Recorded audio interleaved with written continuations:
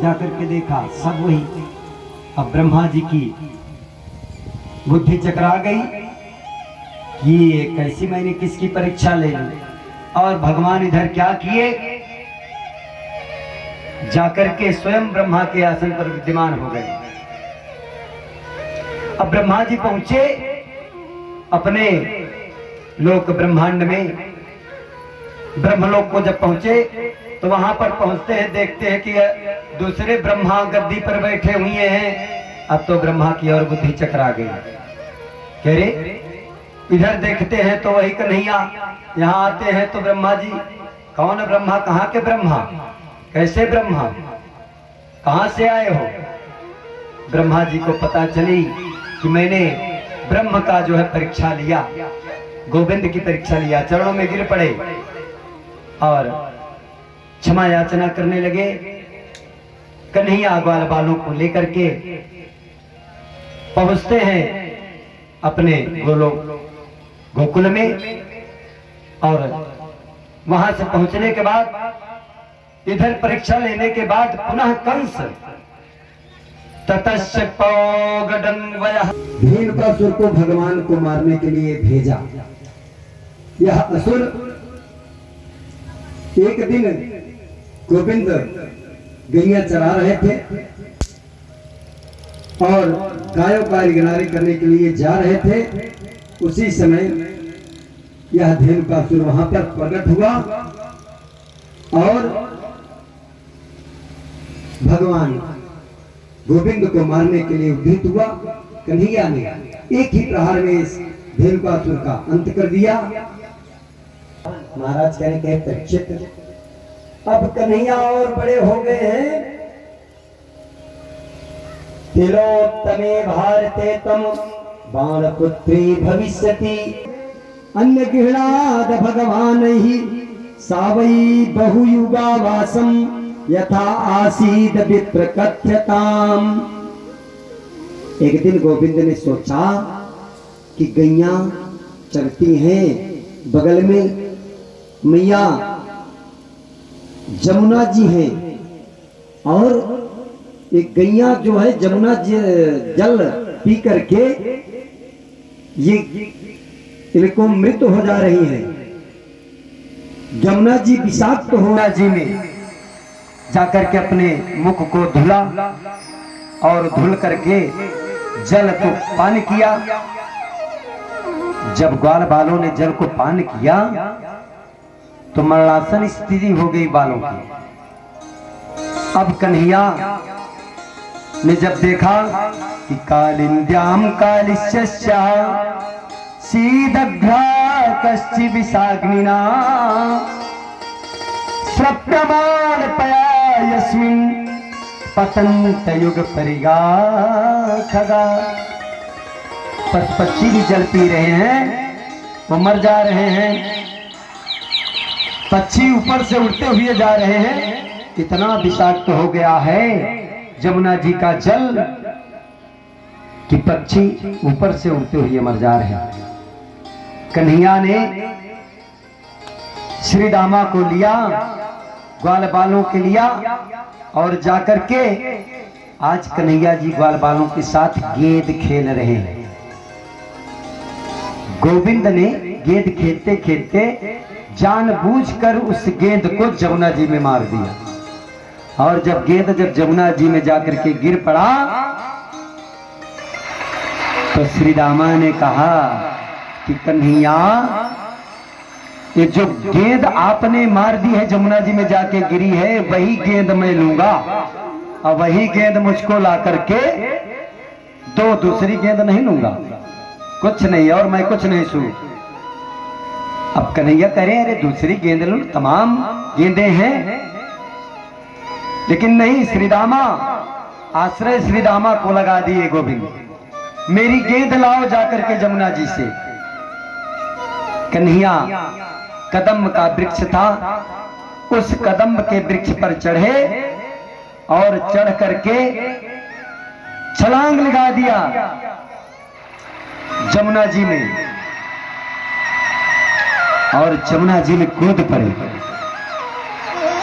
अब सब सोच रहे हैं कि कन्हैया थोड़ी कूदेगा जमुना जी में। अब सोच रहे हैं, लेकिन कन्हैया जब छलांग लगा दिए तो हाहाकार मच गया। सभी ग्वाल बाल रोने लगे, अरे कन्हैया मत करो, मत कूदो, जमुना जी में अथाह अगाध जल है और ये विषाक्त जल है। अब इधर जब कन्हैया कूद गए तो समस्त ग्वाल बाल जाकर के मैया से बताया, बाबा से बताया, ऐ मैया, ऐ बाबा, कन्हैया तो जमुना जी में कूद गए और जमुना जी का जल विषाक्त है। उधर से मैया बाबा रोते हुए लाला लाला करते हुए जमुना के किनारे आए और जमुना के किनारे आकर के रोने लगे कि अब क्या होगा, कन्हैया तो जमुना जी में कूद गया है। और इधर कन्हैया पहुंचते हैं काली दाह में तल के नीचे। जब काली दाह तल के नीचे पहुंचते हैं तो वह नाग, काली नाग जो है, उसके फुंकार से 3 पत्नियां नागिनी, 3 नगिनियां थी वहां पर। वो जो है कन्हैया से कहती है कि ये बालक, यहां पर तो कोई और जीव आ ही नहीं सकता, यदि तू आ गया है तो बहुत ऐसा लग रहा है कि तू मेरा पुत्र है। ऐ पुत्र, भी सर्पराज सो रहे हैं, ऐसा करो तुम यहां से चले जाओ। कन्हैया ने कहा कि मैया, मैं अपनी गेंद लेने आया हूं, लेकिन ये काली नाग मेरी जमुना मैया के जल को विषाक्त कर दिया है। इस जल को पी करके हत्या हो रही है। आज मैं काली को इस विषाक्त से, इस जमुना जल को शुद्ध करूंगा, यहां से हटाऊंगा। अब कन्हैया जी कालिया जगाया, जब कालिया जगा फुंकार करते हुए, अब कई फन थे कालिया। अब धीरे धीरे कई फनों से, 1000 फनों से कन्हैया को बीच में घेर लिया और कन्हैया लड़ने लगे। कन्हैया लड़ते लड़ते लड़ते लड़ते उस नाग को परास्त कर दिया और नाग के ऊपर, अब जब नाग परास्त हो गया तो समझ गया कि ये गोविंद है और कहा कि प्रभु, मैं गरुड़ के डर से इस काली दाह में आकर के रुका हूं और गरुड़ को श्राप है कि वो काली दाह में नहीं आ सकता, इसलिए मुझे यहां आना पड़ा प्रभु। तो भगवान ने कहा कि अब आज के बाद तुमको गरुड़ पूछेंगे नहीं, जो मेरा चरण चिन्ह तुम्हारे सर पर चित्र बना हुआ है। आज कन्हैया सर्प को लेकर के काली के फन पर नृत्य करते हुए जमुना जी के ऊपर आते हैं और को भेद करके कन्हैया को मारने की कोशिश कर रहा है। अब शरद ऋतु का मौसम आया, कन्हैया बड़े हुए, शरद ऋतु आई, आकाश साफ हुआ, मेघों का कहीं निशान नहीं रहा। किसान लोग, कृषक लोग अपने अपने खेतों में प्रसन्न होकर काम कर रहे हैं। पेड़ पौधों फलों से जो पुष्प हैं, पुष्प पौधों में से, पुष्पों के पेड़ों में से, पौधों में से सुगंधित हवाएं आ रही हैं, सुगंध निकल रहा है। अब भगवान गाय चराते हुए, बंसी बजाते हुए आई एक बंसी बजा रहे कन्हैया मधुर गीत। सुंदर श्याम सुंदर सवेरे सवेरे रोज मुरली बजाया करो ना।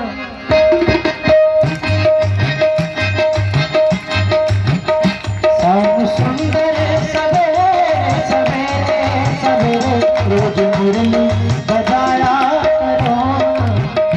श्याम सुंदर सवेरे सवेरे रोज मुरली बजाया करो। श्याम सुंदर सवेरे सवेरे रोज मुरली बजाया करो। रोज मुरली बजाया करो। घर से बुलाया करो। नाम ले ले मुरली मेरा, मुझे घर से बुलाया करो।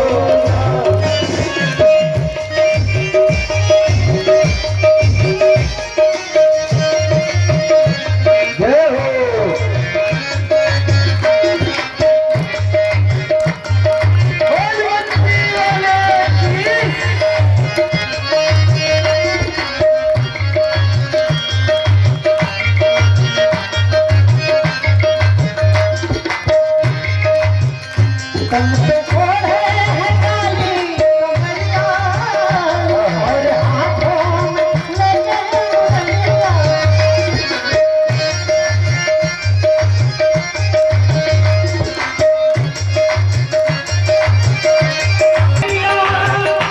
और हाथों में लेके मुरलिया, मुरलिया और हाथों में लेके मुरलिया। मेरे घर के मेरे घर के अगाड़ी बिछाई मुरली, मेरे घर के अगाड़ी बिछाई रोज चक्कर लगाया करो। मेरे घर के अगाड़ी बिछाई मुरली, रोज चक्कर लगाया करो।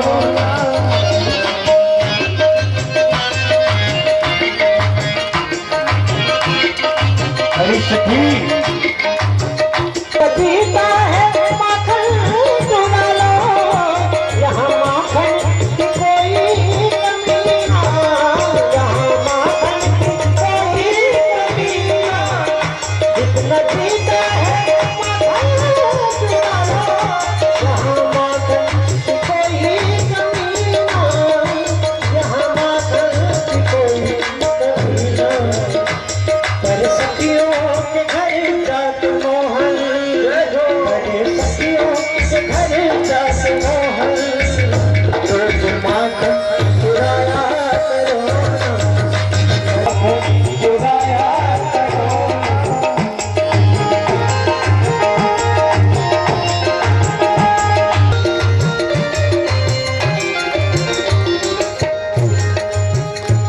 ये वृंदावन में गुल की कलियां, जहाँ रहती है मोहन की सखियां। ये वृंदावन में गुल की कलियां, जहाँ रहती है मोहन की सखियां। जहाँ रहती है मोहन की सखियां। तेरा हंसने पर हंसाकर रुलाया करो।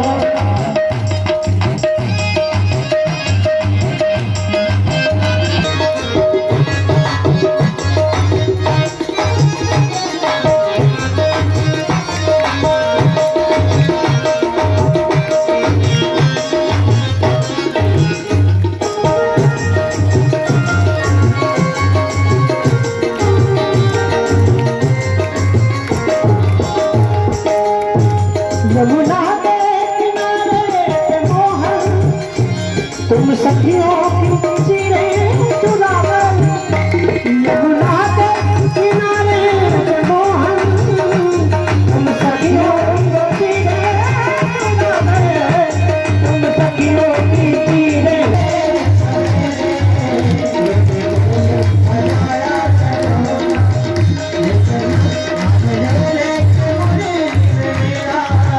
मुझे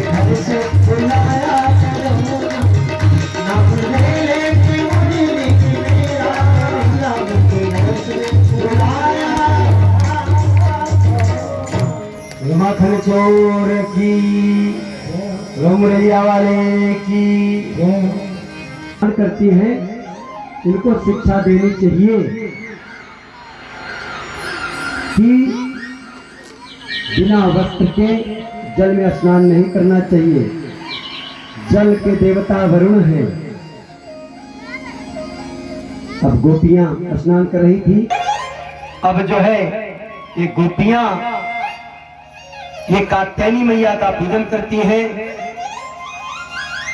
और वो मंत्र है, कह रही है कि ऐ कात्यायनी मां, मेरे पति गोविंद हो, कन्हैया हो। कात्यायनी महामाए महायोगिन्यधीश्वरी, जिस कन्याओं का विवाह न होता हो, यही मंत्र 41 दिन 41,000 का जप कर दिया जाए तो पति की प्राप्ति हो जाती है। मंत्र कह रही है, बोल रही है कि कन्हैया मेरा पति हो। कात्यायनी महामाए महायोगिन्यधीश्वरी और नंद गोप सुतम देवी पतिम में कुरुते नमः।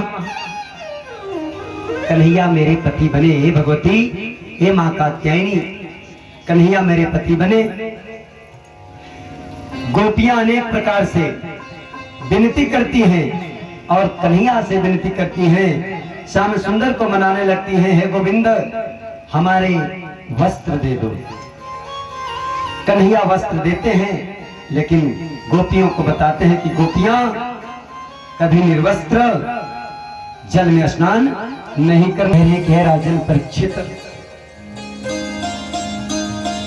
एक बार कन्हैया और जब बड़े हो गए तो भगवान अपि तत्रैव बलदेवेन संयुतः अपश्यन्निव वसन् गोपान् इंद्रियागतितोद्यमान। एक दिन बलदेव के साथ रहते हुए गोकुल में गोविंद ने देखा कि सभी गौ पूजन इंद्रयाग की तैयारी सुंदर सुंदर रूप से हो रही है, अर्थात इंद्र की पूजा की तैयारी हो रही है। तो दोनों भाई बलराम और कन्हैया नंद बाबा के पास पहुंचे और पूछने लगे कि बाबा ये किस की पूजा की तैयारी हो रही है? तो कथ्यता में पिता कोयम संभ्रमोपागता किम फलम कस।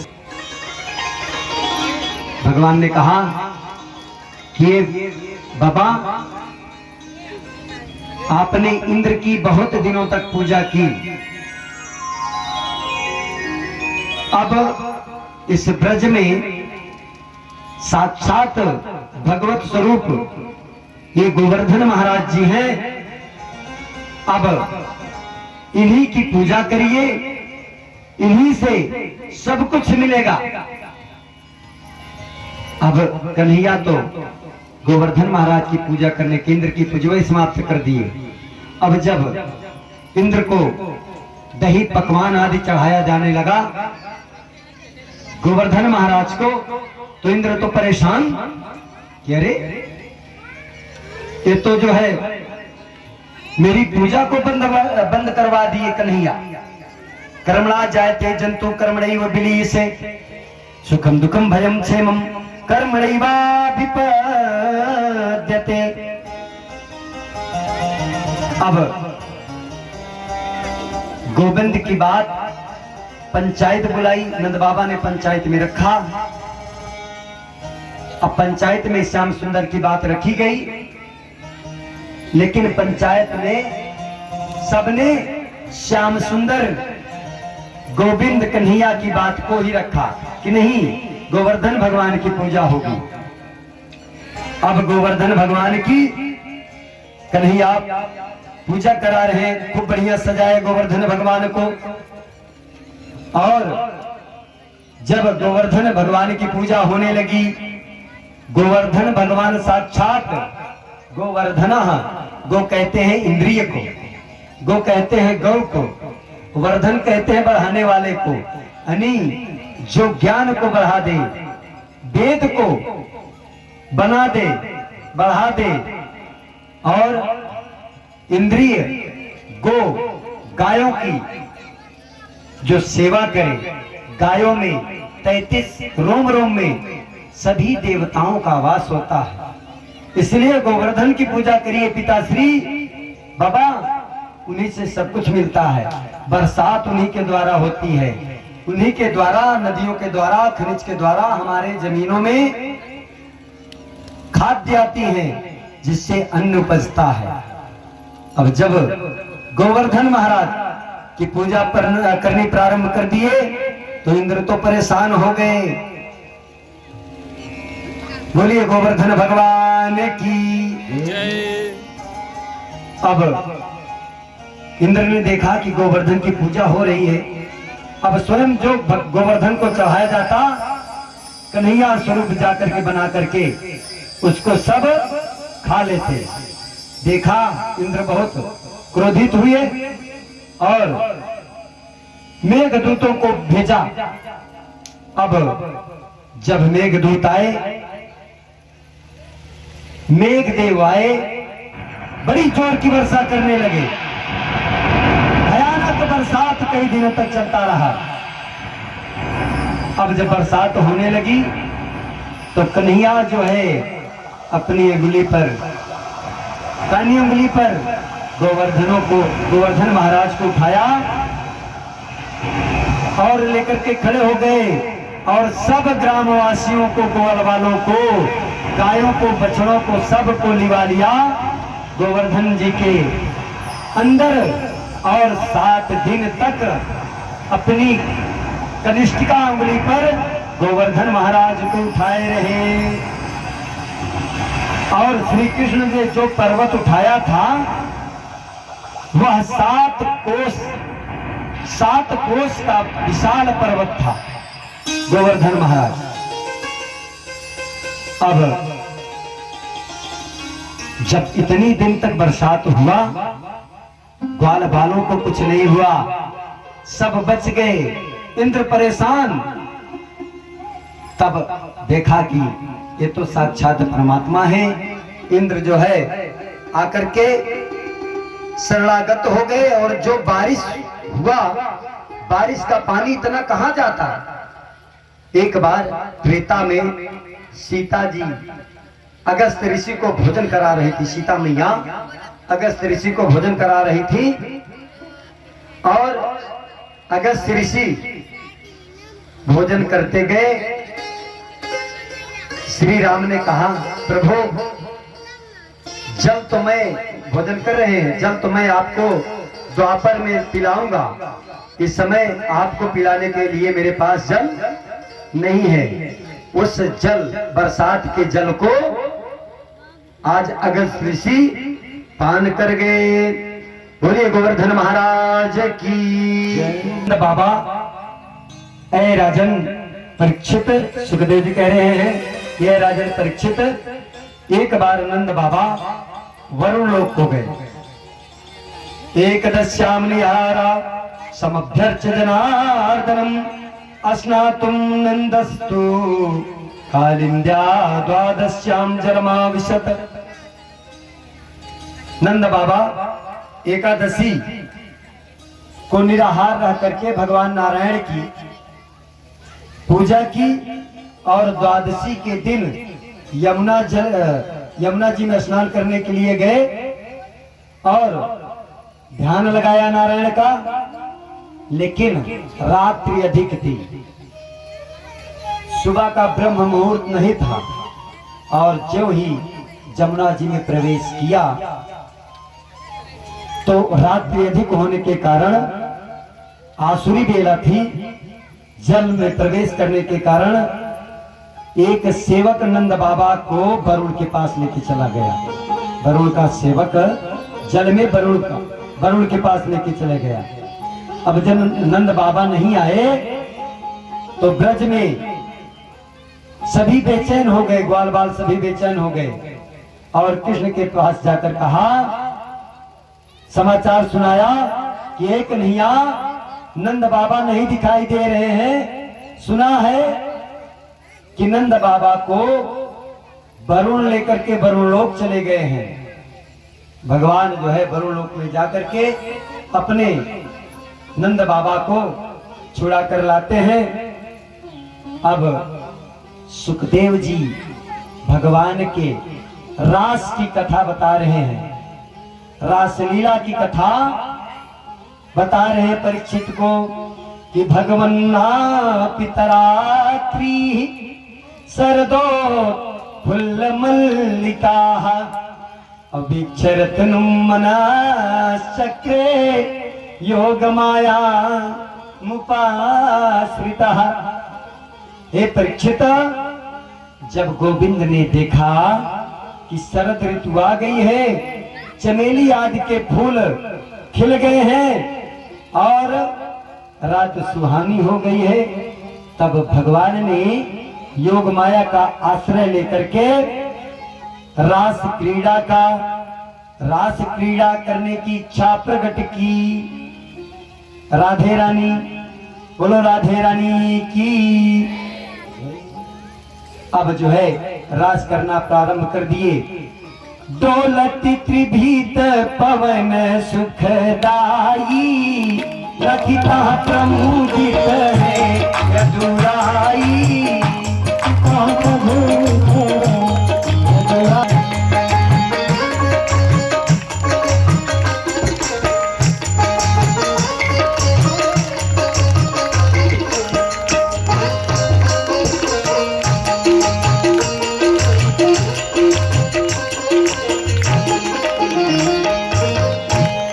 बंसी बजी कन्हैया की, रास करने चल रहे हैं।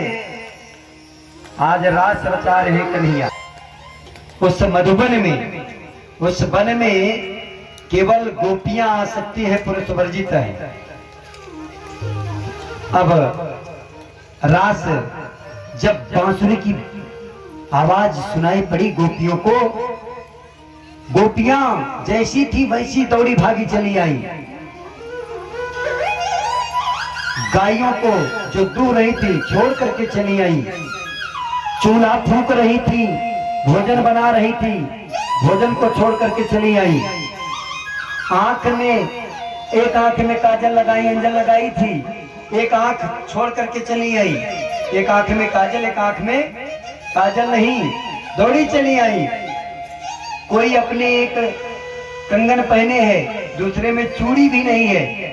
एक में कंगन, दूसरे में चूड़ी नहीं, छोड़ करके भाग आई। अंगवस्त्र है, भूल गई है, एक अंगवस्त्र नहीं लिया, कुछ वस्त्र भी भूल करके छोड़ करके चली आई। आधा पहन करके आ गई। बंसी की आवाज उन सब गोपियों को खींच लिया, आकर्षित कर लिया, सभी दौड़ी चली आई। लहंगा पहिरो शीश पे, महाराज लहंगा मूड़ पर पहने थे, सर पर।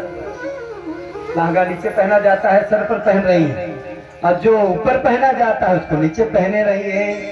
लहंगा परियो शीश पर, दही चुनरी पाम, और पतियन रोके ना रुकी, छोड़ चली घर वाम।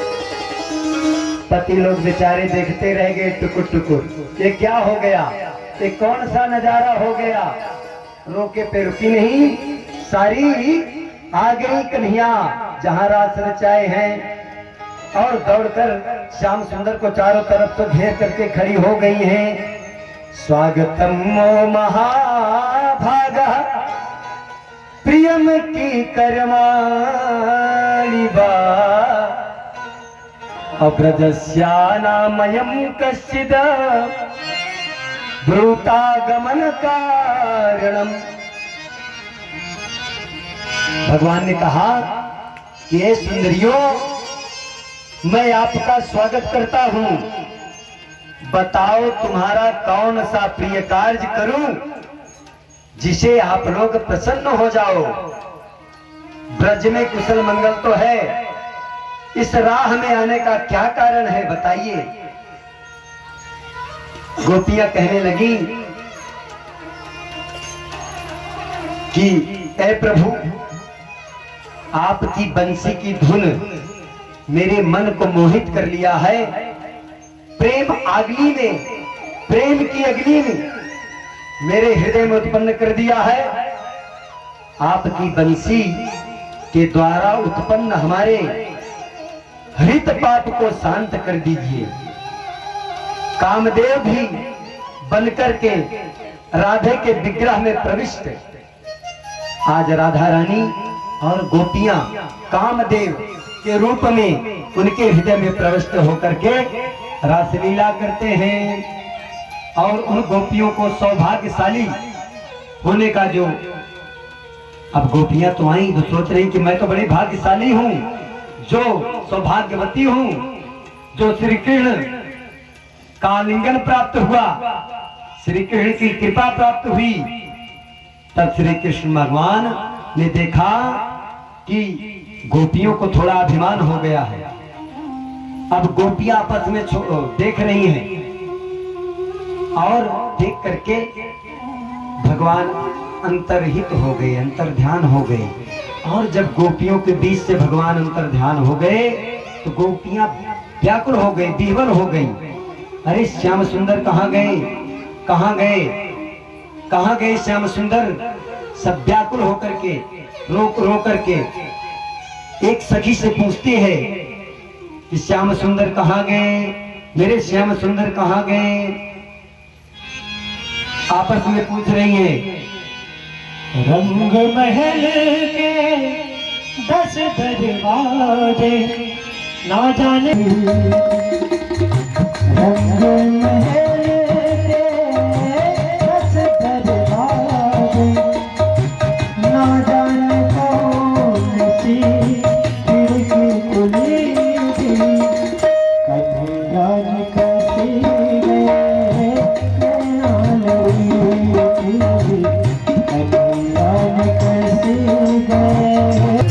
पिया कौन गली ऐसा मोरी सुधरानी आएगा पिया। प्रेम से मीठी मीठी ताली बजाते हुए ऐसा अंग में गए प्यासी उमरिया,